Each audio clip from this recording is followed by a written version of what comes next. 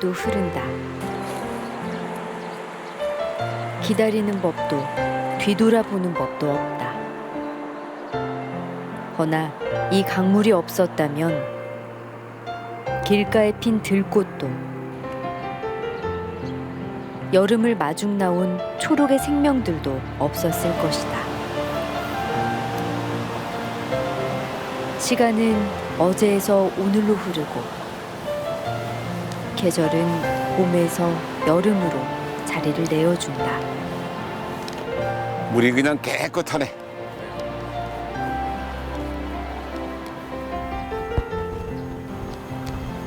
이제 연두빛이 많이 사라지고 네. 막 녹음이 짙어지네. 슬슬 더워져가지고. 예. 애기똥 불에서부터 그냥 많은 꽃들이 피었구나.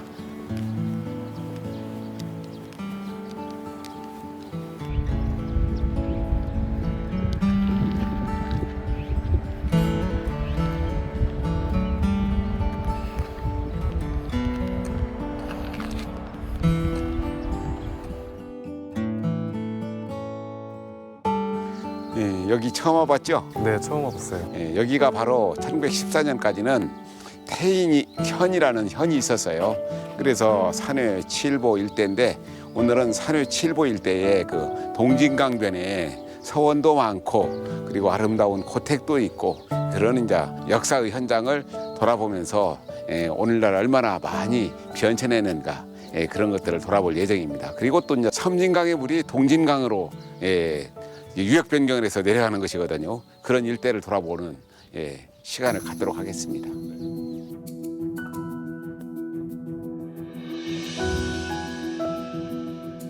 한적하네.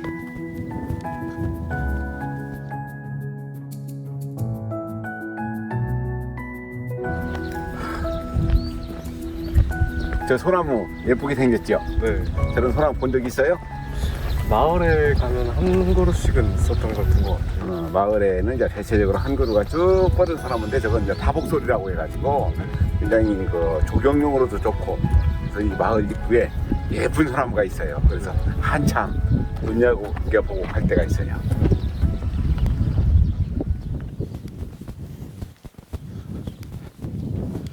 저기가 이제 김명관 고택인데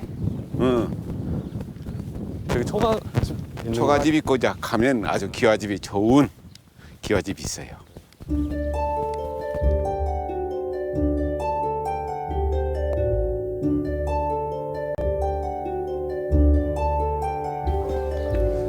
나무들이 좋지. 네. 이런 이제 느티나무, 정자나무가 있으니까 이 마을의 오래된 곳을 알 수가 있고 바로 여기가 이제 김명관 고택이에요. 네.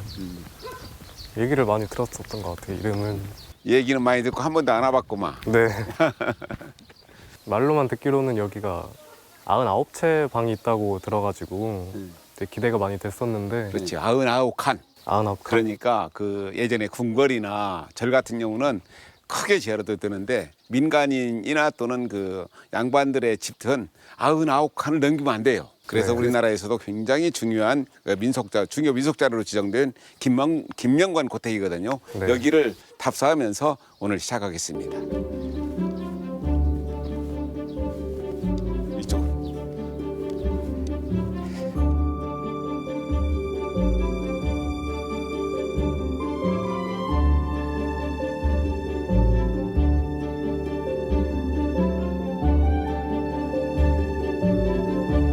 자, 지금은 이제 지부인이 그 김용선인데 원래는 김명관 고택이죠. 야, 작약꽃 예쁘게 피었네. 네. 들어가면 저게 작약꽃이에요.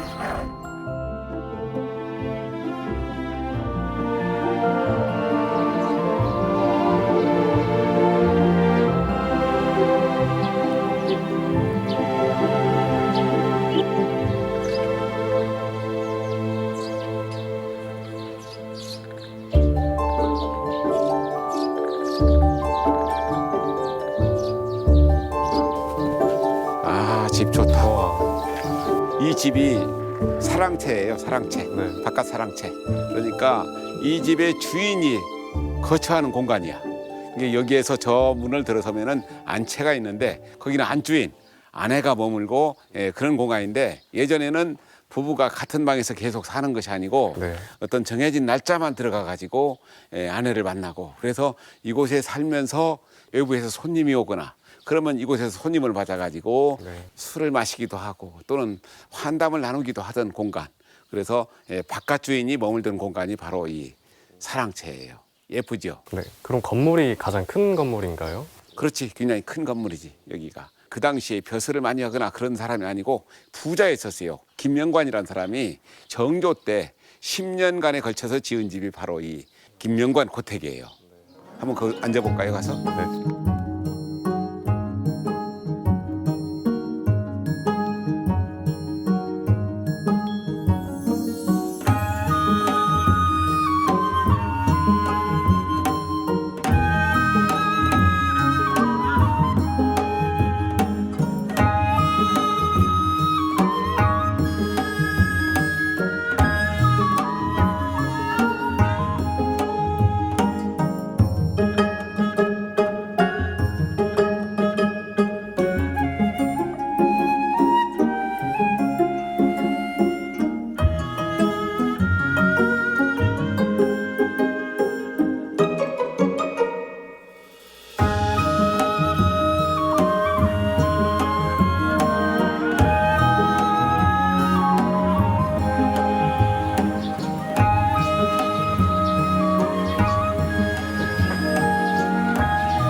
아따 바람도 시원하고 네. 이런 바람을 많이 맞으면 봄바람을 많이 맞으면 머리가 명석해진대. 저런 여름에 이제 저곳에서 이렇게 딱 앉아가지고 네, 낮잠 자면 좋을 것 같아요. 낮잠도 자고 네. 그리고 이제 친구하고 만나가지고 여러 시를 읊기도 하고 같이 또 이제 놀기도 하지만 어떤 때는 저곳에 앉아가지고 책 펴놓고 공부를 하는 것이지. 그럼 뭐 요즘에는 뭐 음악도 많고 그러지만 새소리 들리면서 얼마나 공부가 잘 됐겠어요? 네. 바이올린을 만든다고 했지. 네. 바이올린 켜는 소리하고 저 새소리하고 어느 소리가 더 아름다워요? 지금은 새소리가 더 이쁜 것 같아요. 그러지. 그러니까 사람이 인위적으로 내는 소리보다도 네. 자연의 소리가 가장 아름다운 거예요. 네. 이게 자연에서 내는 것들은 우리 인간이 아무리 오랜 연구를 하더라도 그걸 우리가 따라갈 수가 없어요. 네. 저 새소리, 저게 자연의 소리고 저 소리가 바로 천상의 소리예요. 새소리랑 바람소리랑 잘 어울려요. 그렇지. 네.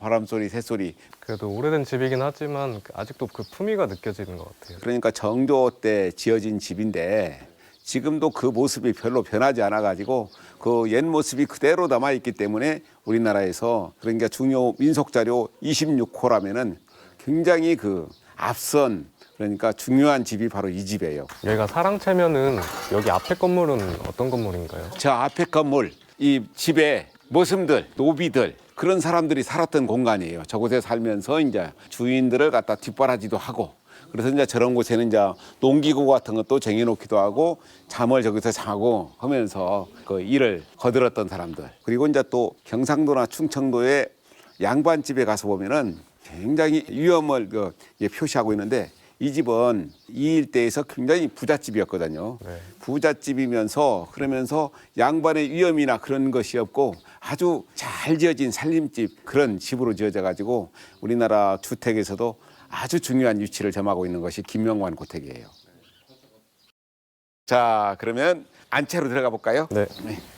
이런 집에서는 가장 명당 자리가 안주인이 머무는 공간이에요. 자, 이게 안채예요. 정말로 예쁘지요? 사랑채하고는 느낌이 많이 다른 것 사랑채하고 같아요. 다르지요. 네. 그러니까 남자들은 언제 나갔다가 돌아오지 않을 수도 있잖아. 네. 그런데 집안을 지키는 사람은 누구냐? 바로 안주인이기 때문에 이 집자리가 가장 명당자리예요. 지금 이 나무하고 네. 기와장하고 네. 이 균형적인 게 되게 눈에 띄는 것 같아요. 네. 네. 아주 아름답죠. 네. 네. 금방이라도 안주인이 나와가지고 네. 어디서 왔냐고 물을 것 같으네. 네.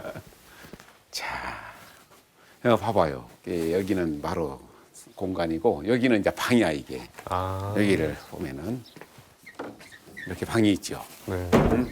부엌은 이쪽에 있고 양육회 부역이 있는 거예요 지금. 응? 그래서 저 1900 그러니까 1900년대까지 대체적으로 양반집은 둥근 기둥을 쓰지 못했어요. 궁궐과 절만 둥근 기둥을 썼고 네. 그래서 이렇게 네모 기둥은 오래된 집이란 걸 알 수 있어요. 1900년대 이제 신흥 부자들이 생겨나면서 전부 다 궁궐이나 절에서만 쓸 수 있었던 것을 둥근 기둥으로 썼는데 네. 그 집은 그렇게 오래되지 않은 집이고 이런 집이 그러니까 1700년대 말 그러니까 정조 때 지어진 집이라는 것을 알 수가 있는 거예요. 네. 이 집은 딱 보면은 안채라서 그런지 모르겠지만 따뜻한 느낌이 있는 것 같아요. 그렇지 아무래도 안주인이 남자하고는 다르니까. 네. 조금 반겨주는 그런 그렇지. 구조. 곧 안주인이 저 커피 한 잔 가져올 것 같은데 앉아봐봐요. 저는 문을 열면 바로 방이 나올 줄 알았는데 또 복도식 같이 좀 마루가 있고 네, 나눠진 다시 또 문을 열어야 하잖아요. 네. 그러니까 바로 문을 열고 들어가지 않고 또 하나의 마루가 있고 다시 문이 있는 조심스러운 공간 그런 것들이 예전의 그 전통이었다 그렇게 볼 수가 있는 거예요. 그 시절에 약간 사생활 보호 같은 느낌인가요?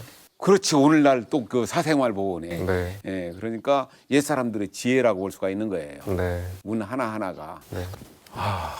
좋다. 야, 갑자기 시원해지는 것 같아요. 그렇지. 네. 얼마나 예뻐.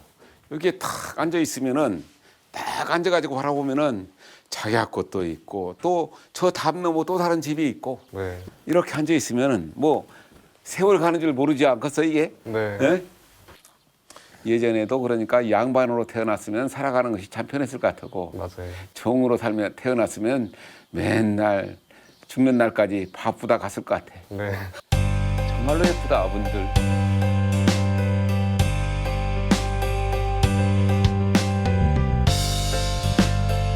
저기 봐요 저기도 저렇게 문짝을 냈잖아. 문을 냈잖아. 저기 자연스럽게 나오는 이 사람들의 그대로 자연이잖아. 한옥에서 느낄 수 있는 것이에요.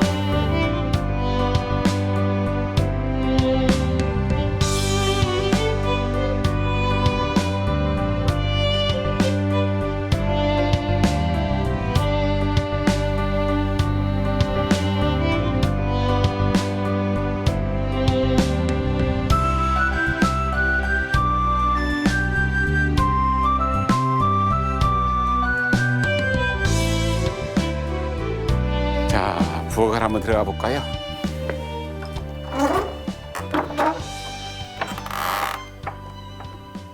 부엌이 생각보다 크네요. 그 작은 그릇을 넣고 쓸 수 있고. 네.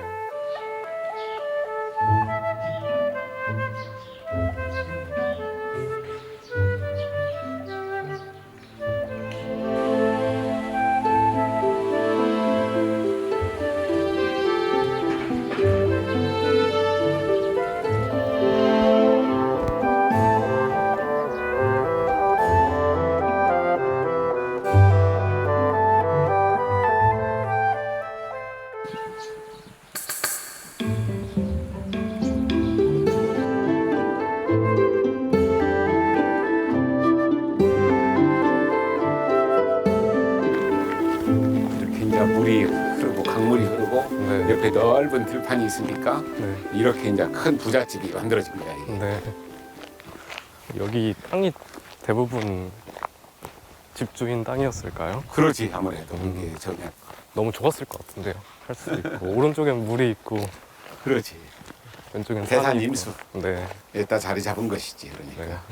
산이 창하산이라는 산이 있고 이 들판이 있고 강물이 흘러가니까 예. 아카시아 꽃이 그냥 활짝 피었고 향기가 찔레꽃 향기하고 섞여서 그래요.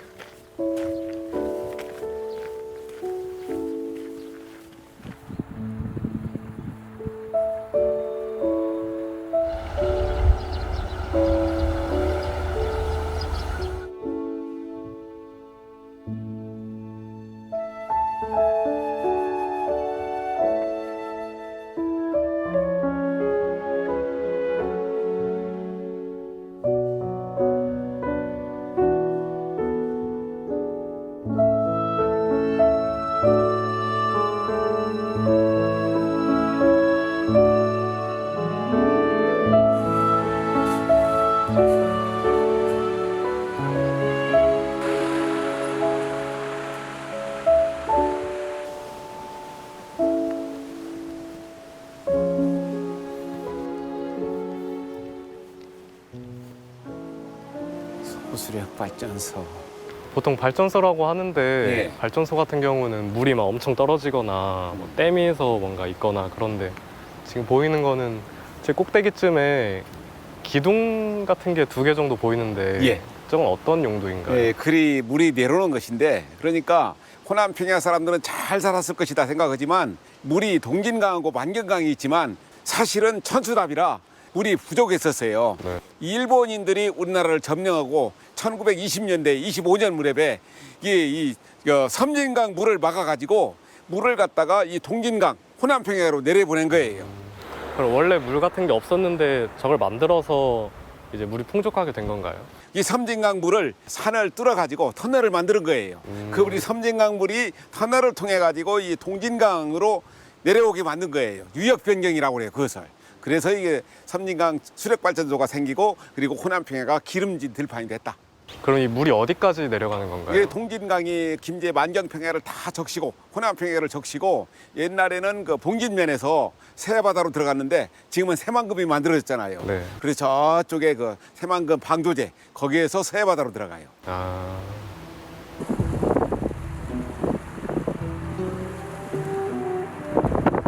산을 뚫어 물길을 돌린 강물의 운명을 닮았을까? 일제강점기 호남 평야에서 더 많은 쌀을 생산하기 위해 만든 남한 최초의 수력 발전소의 역사는 그 탄생부터 지금까지 근현대 역사의 뜨거운 순간들에 닿아 있다.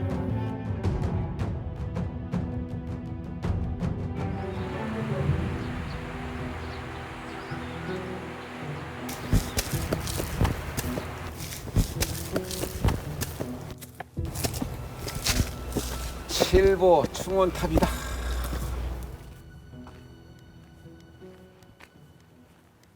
숲속에 이렇게 높고 긴 탑이 있을 줄 몰랐어요. 그러지요. 그러니까 이 섬진강 이 발전소가 지금도 굉장히 중요하지만 그 당시도 굉장히 중요했거든요. 네, 이게 45년에 일본이 망하잖아요. 네, 그래가지고 이제 다시 중단했다가 겨우 이제 재개하고 있는데 한국 전쟁이 일어난 거야. 그래가지고 빨치산들이 다 이곳을 점령을 이걸 차지하니까 네. 그래가지고 어는데 그때 2,500명의 빨치산들한테 여기 지키는 사람들이 포위돼 있었어요. 그때 빨치산 토벌대장 차일역이라는 사람이 네.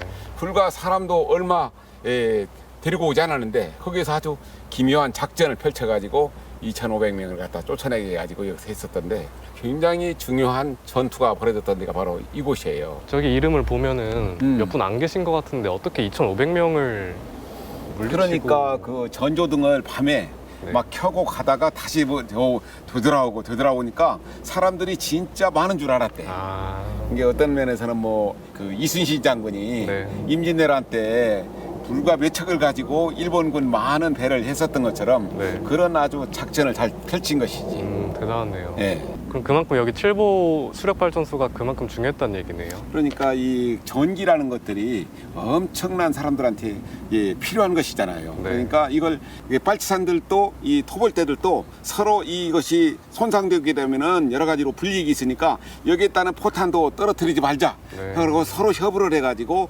싸웠다는 일화가 있어요.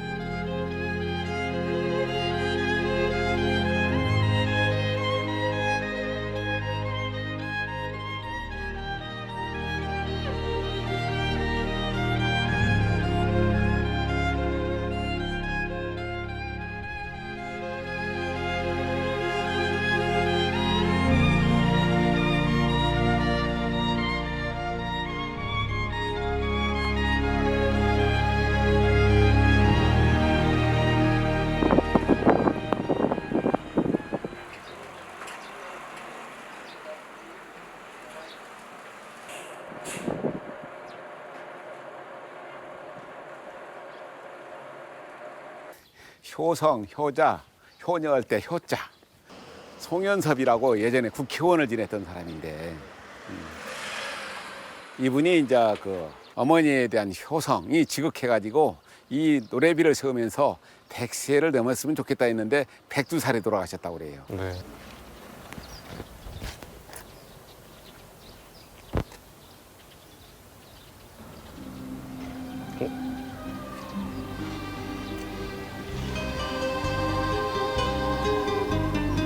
세상살이 고달프고 괴로울 때면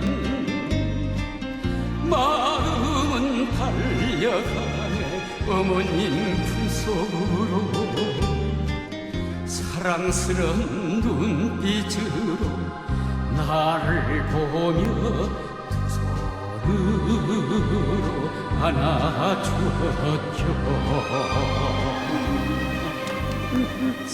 가수가 아니신데도 네. 이런 노래를 어머니를 위해서 만드신 거 보니까 네. 되게 효심이 지극하셨던 것 같아요. 그러니까 송강정철의 어버이 살아실 때 섬기기란 다 해라. 그걸 실천한 사람이 바로 송현섭 선생 같아요. 지난주에야 내가 부모님한테 너무 잘못했구나 하고 대부분이 후회하는데 이렇게 살아계실 때 효도를 한다는 것은 굉장히 중요한 일이죠.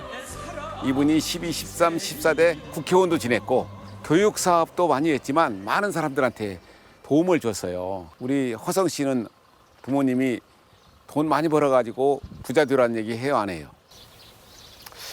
그런 말씀도 하시긴 해요. 네, 해요? 네. 부자 되고 싶어? 아직은 잘 모르겠어요. 부자가 돼가지고 많이 벌어가지고 많이 나눠주면 좋은데 네. 진정한 부자가 누굴까? 제가 생각하는 부자는 물론 돈이 많은 사람일 수도 있겠지만 저는 일단 내면이 풍족한 사람이라고 생각을 해요. 내면이 풍족한 사람. 네. 그냥 간결하게 얘기한 사람이 노자인데 만족할 줄 아는 사람이 부자다. 아무리 많아도 내가 이 재산이 어느 날 날아가 버리면 내가 어떻게 될 것인가 불안해하는 사람들, 그 사람이 진짜 가난한 사람이야.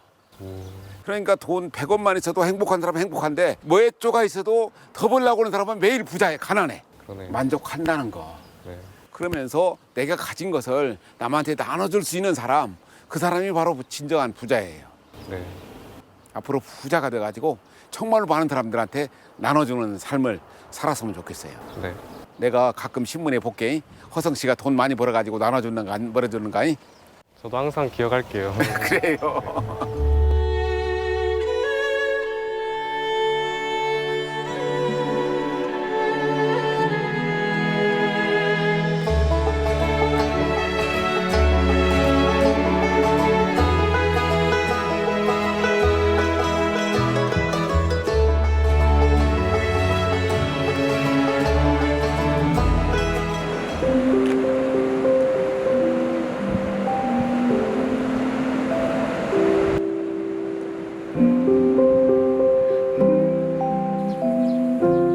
흐르는 물은 매 순간이 새롭다. 최선을 다해 어제의 물을 밀어내고 오늘을 흐른다.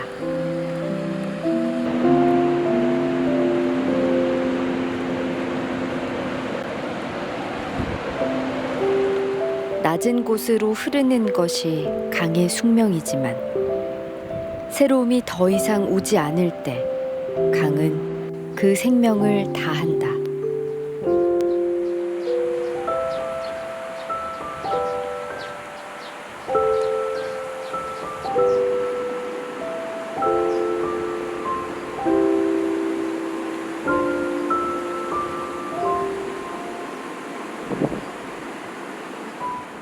정읍시 칠보면을 가로지르는 동진강 물줄기.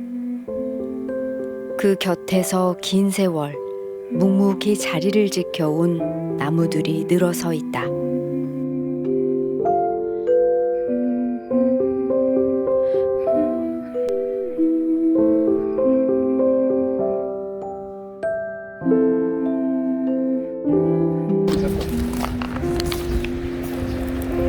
다시.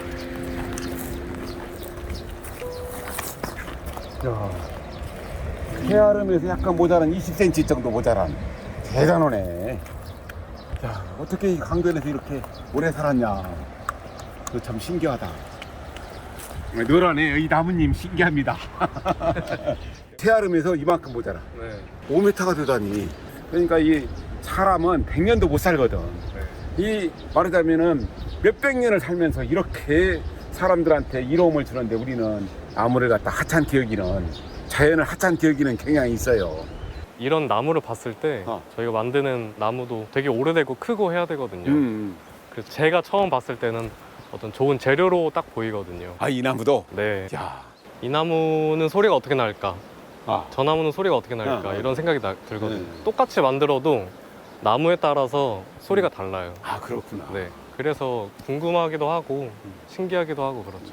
바이올린 협주곡을 한다고 하더라도 독일 가무비나무의 그 바이올린 협주곡하고 네. 말하자면 왕보들 나무의 바이올린 협주곡하고 소리가 다르겠네. 그쵸, 많이 다르겠죠. 참, 그러니까 자세히 바라보면은 정말로 대단한 것들이 다 숨어 있는 거예요. 이 나무에도. 그렇죠. 네, 맞아요. 흐르는 물에도 비밀이 있는데 이 나무에는 어떤 비밀이 있을 것인가? 이렇게 숙지를 않고 돌아갑시다. 네.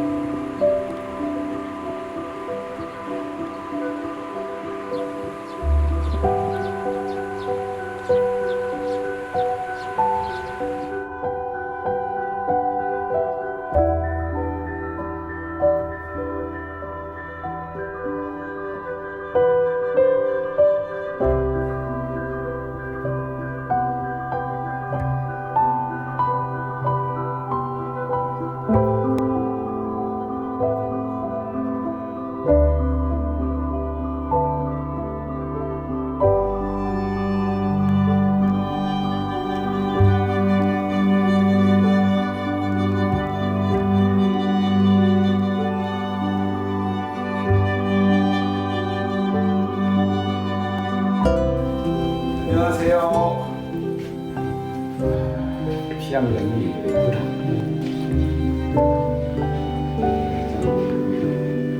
태산선비 문화라고 그러잖아요. 예, 옛날 고은 최천 선생님이 태산군 태수로 오셔서 유아적 교화로 백성들을 훌륭히 이렇게 다 편안하게 잘 보살폈단 말이에요.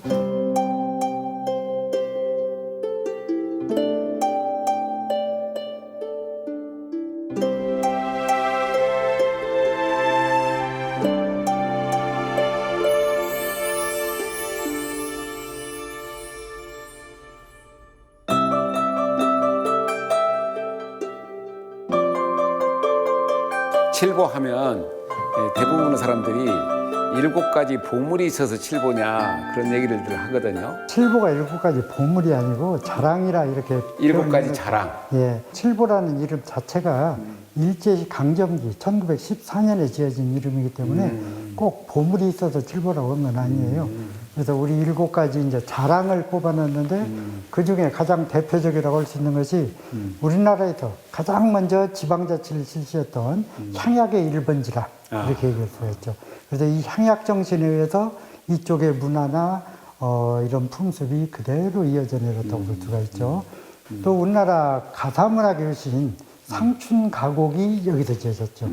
그래서 여기서 상춘곡이 지어져서 최초원 선생님의 풍류와 불원 선생님의 가사문학이 태산 풍류의 1번지가 됐죠. 가사문학. 그래서 여기는 가사문학과 풍류의 1번지다 이렇게 얘기할 수가 있죠.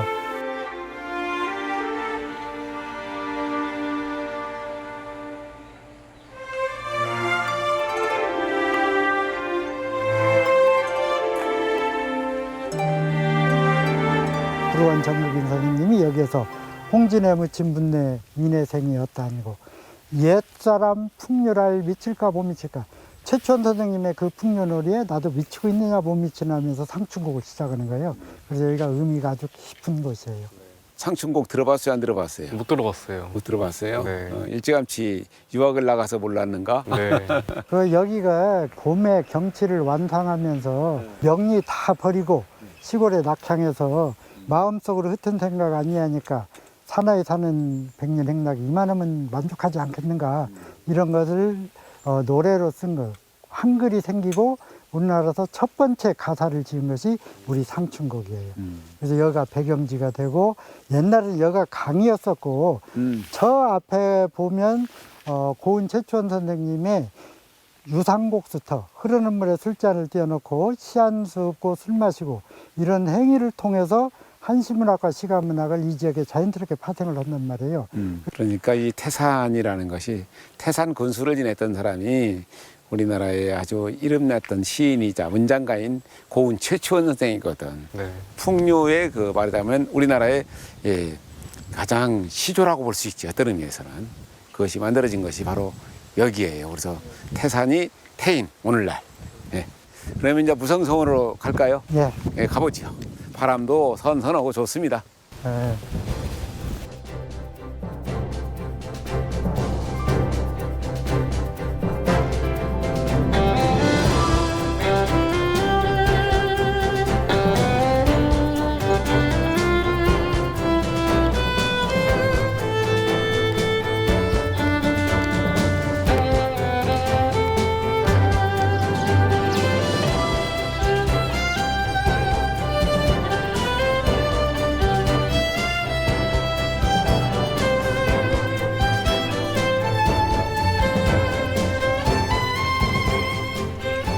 아, 깨끗하다. 이제 이런 데서도 앉아가 올라가 볼까요? 올라가 보시죠. 이왕이면 올라가서 앉아야지. 이런 데. 아이고.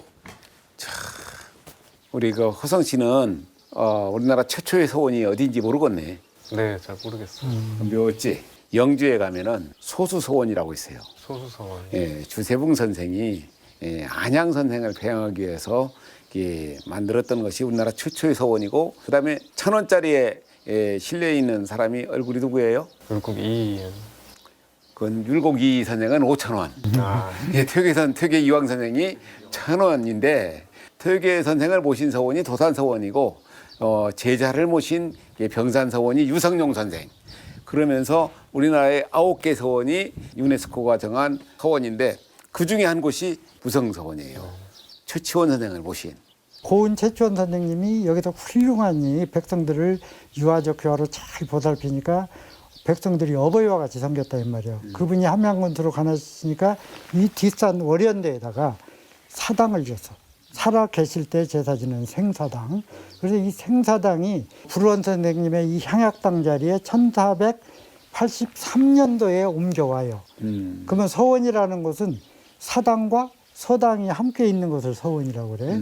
그러면 우리는 벌써 1483년도에 서원의 규모가 갖춰져 있었어. 근데 이것을 인정을 안 해줘요. 그래서 소수서원이 1543년에 주세봉 선생이 세운 백운동 서원이 첫 번째 서원이야.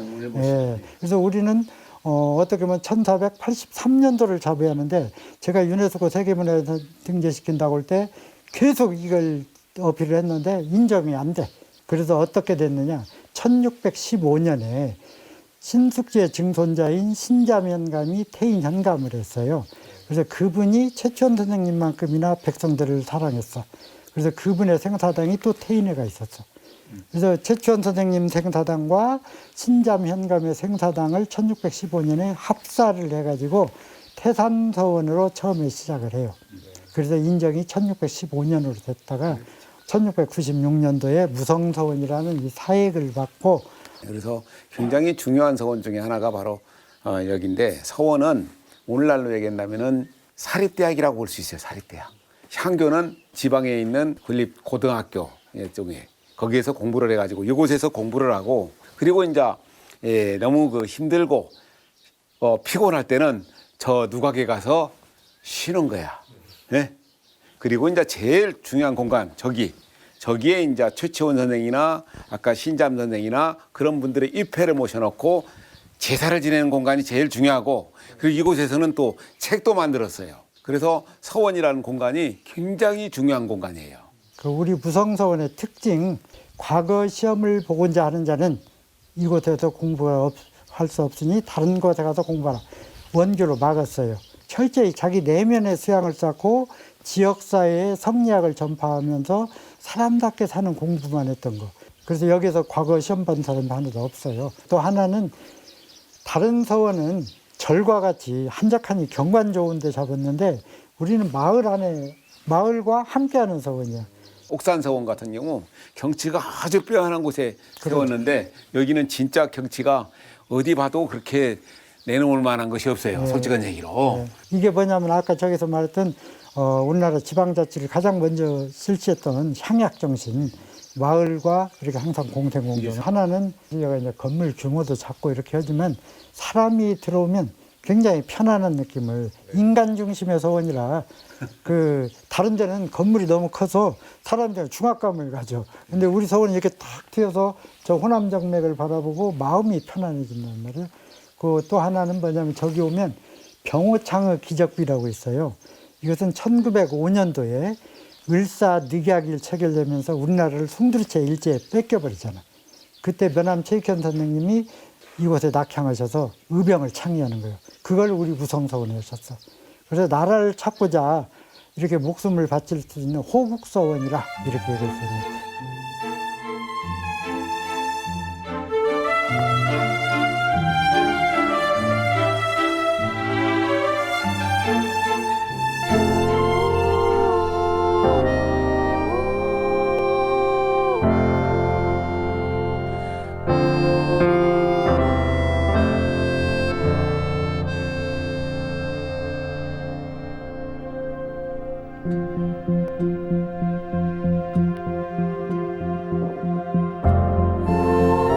예전에는 막 동네 사람들이 나와가지고 같이 물을 심었었는데 지금은 저렇게 트랙터 한 대가 저렇게 은 갈고 못 심고 혼자 수확하고 혼자 심고 그래. 세상이 달라져가지고.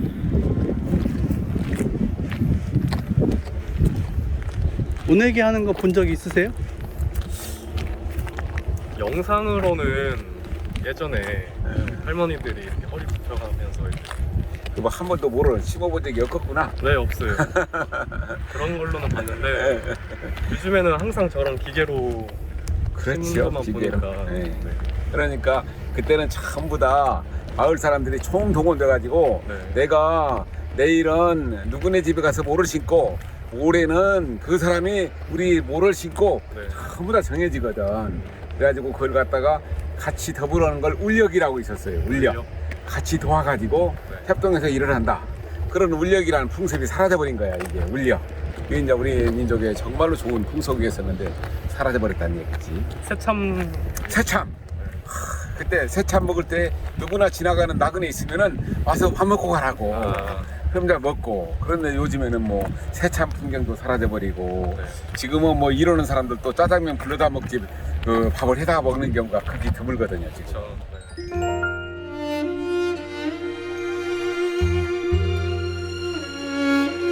빠르게 변하는 세상은 옛것을 과거 속으로 밀어내고 편리함이 익숙해지면 간직하고 싶은 추억도 어느새 떠나보내야 하는 순간이 온다.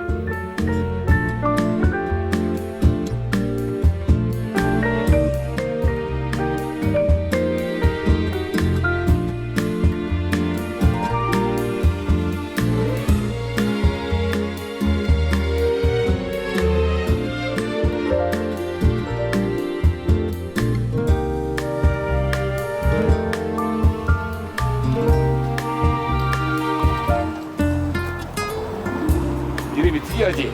네, 걸치기 무슨 뜻일까요? 한번 들어가서 물어볼까요? 네. 가봅시다. 청국장도 팔고. 안녕하세요. 안 계세요? 안녕하세요. 지나가다 들렀는데 보니까 간판 이름이 걸치기여서 그래서 네. 무슨 뜻일까 궁금해서 들어왔거든요. 아, 무슨 뜻이에요? 네. 저도 처음에는 잘 몰랐어요. 근데 저희 시대 그 할아버지께서 좋은 일을 많이 하셨대요. 아, 그래요? 옛날에는 신발을 저기 삼았잖아요. 그러죠. 집신. 네, 집신을 삼아서 걸어놓고 쌀보리 그런 게 귀한데도 많이 갖다가 놓고 거기다도 걸쳐놨대요. 나뭇가지에다가. 옷도 시켜서 많이 만들어서 걸어놓고 왜 없는 사람들을 위해서 없는 사람들이 그러면 갖고 와서 입기도 하고 먹기도 하고 신고 그라 해서 많은 공을 세우셨대요. 그래서 이 이름이 걸치기예요. 그래요. 예. 그러니까 예전에 예. 지금도 마찬가지예요. 예. 자기가 가진 것을 예. 남한테 많이 나눠주면은 예. 영혼이 맑아진다고 그래요. 그래서 저도 여기 예. 잘 살고 있는 게 아마 할아버지 뜻인지도 모르겠죠. 그래요. 예. 그러니까 예. 지금 뭐 그러면 이 사장님도 많이 베풀면서 한 거네요. 당연하죠. 예. 그래야죠. 그래야죠, 당연히. 예.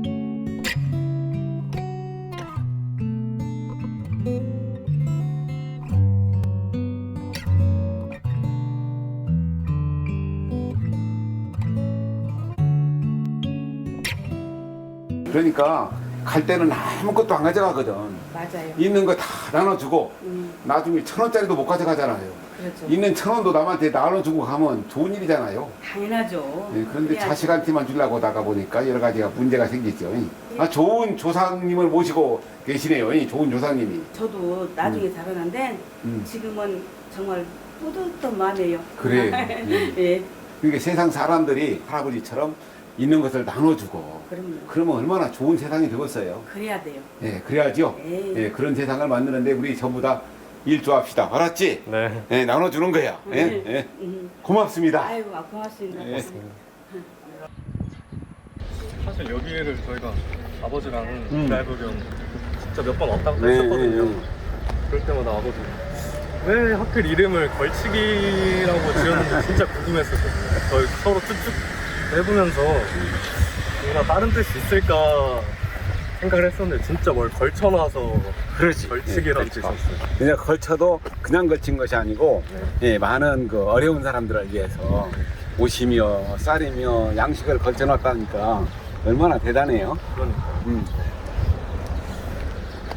요즘에는 참 보기가 힘든데 그런 것들을 남한테 주는 것이 그러죠? 예. 완전 훈훈한 이야기를 듣고 갑니다. 모은 박인걸 선생 기적비, 그러니까 그분에 대해서 이렇게 좋은 일을 많이 했다 해가지고 이렇게 영세불망비를 세운 거예요. 영원히 잊지 못하겠다. 아무런 대가 없이 이렇게 베풀기가 쉽지가 않은데 그렇지. 대단하신 것 같아요. 내가 10,000원을 투자했으면은 12,000원이 나와야 하잖아. 그래야 하지. 네. 그런데 아무 대가 없이 예, 준다는 것이 굉장히 중요한 일이지. 그런 옛사람들이 대단했던 사람들이 많았는데 요즘에는 오로지 그런 사람이 별로 없잖아요. 그래서 우리 박인걸 저렇게 기념비가 있지만 예, 그 사람이라는 것을 우리가 알고 가야죠. 네. 자, 또 가봅시다.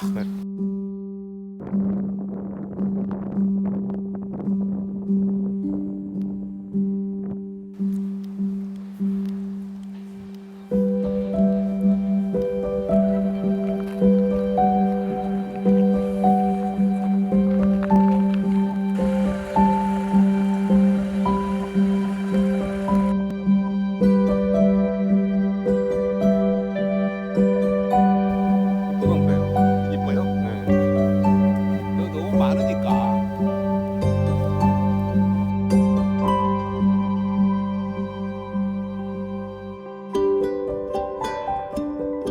저기 보이네. 저게 이제 원배감 남근석이라고 네.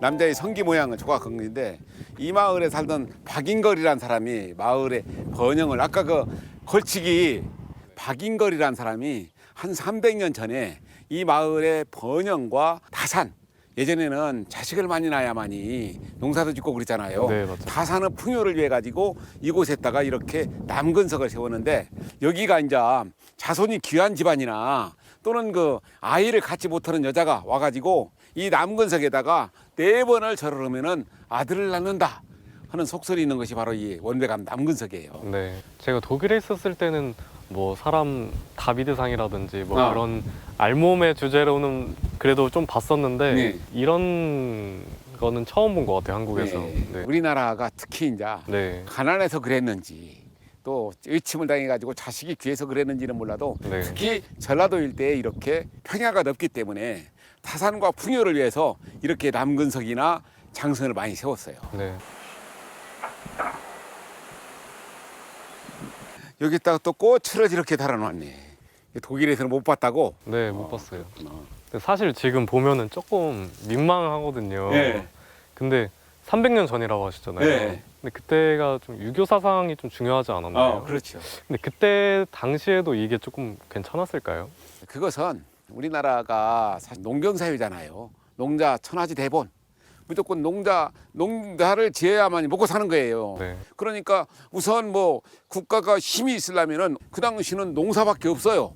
이 농사를 풍요를 위해서 그것을 빌기 위해서 오는 것에 대해서는 국가에서 뭐라고 할 수가 없잖아요. 그래서 전라도에 유독 정읍에 이게 원배감 남근석, 김제의 그 귀신사 석수, 저 순창의 창덕리 팔왕리의 남근석, 그다음에 임실 사공리 남근석 그러한 것들이 있는 것은 이 지역이 농사로서 아주 중요한 지역이기 때문에 이러한 것들을 세우면서 농사가 잘 되게 그리고 자식들을 많이 낳게 하기 위해서 이렇게 했기 때문에 그걸 국가에서 뭐라고 할 수가 없었던 거예요. 예, 김제 귀신사의 석수가 있고 예, 순창에 가면은 창덕리 팔왕 참 사람 같이 생겼는데. 이게 장승이에요. 아, 이것도 하나의 어떤 마을의 번영이나 또는 그것을 위해서 이렇게 세운 거예요. 네. 8개의 장승이 있었어요. 여기는 이제 마을 초입에 여기는 할아버지 장승, 네. 저기는 할머니 장승.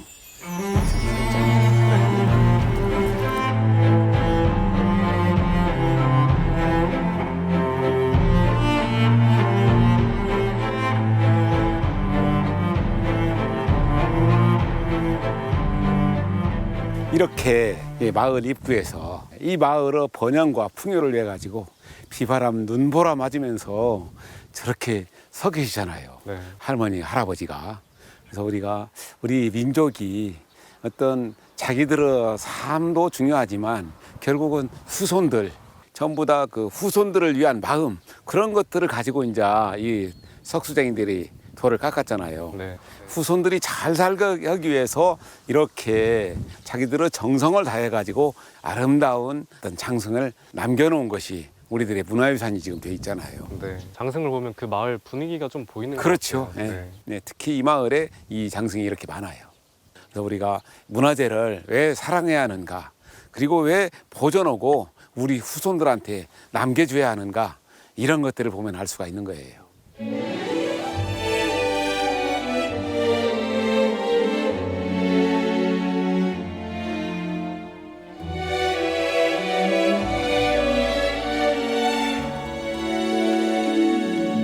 전국에서 유일하게 12개의 당산이 남아있는 원배관 마을. 이웃을 위해 구호품을 걸쳐 놓았던 마음 착한 사람이 살았던 마을은 세월에 휩쓸리지 않도록 할아버지와 할머니 장승이 꼿꼿하게 지켜주고 있다.